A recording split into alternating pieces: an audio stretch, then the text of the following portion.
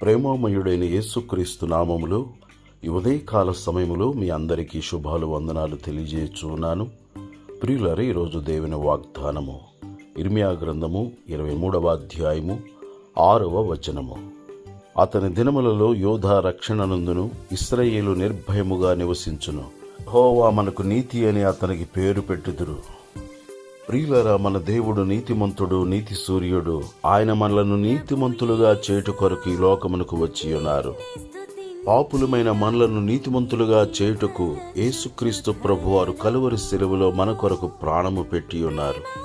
మనమింకనూ బలహీనులమై ఉండగా, భక్తిహీనులమై ఉండగా, పాపులమై ఉండగా, శత్రువులమై ఉండగా ఆయన మనలను ప్రేమించి ప్రాణము పెట్టి ఉన్నారు. యేసుక్రీస్తునందు విశ్వాసముంచడం ద్వారా మనము నీతిమంతులుగా మార్చబడుచున్నాము.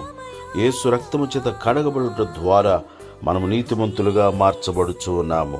నీతిమంతులు నిర్భయముగా జీవించెదరు. ప్రియులారా, ప్రతి ఒక్కరూ యేసుక్రీస్తునందు విశ్వాసముంచి యేసు రక్తము చేత కడుగబడి నీతిమంతులుగా మార్చబడుదురుగాక. తద్వారా ఇహపర సంబంధమైన ఆశీర్వాదములను పొందుదుముగాక. దేవుని మాటలు మన కొరకు దీవించునుగాక. ఆమేన్.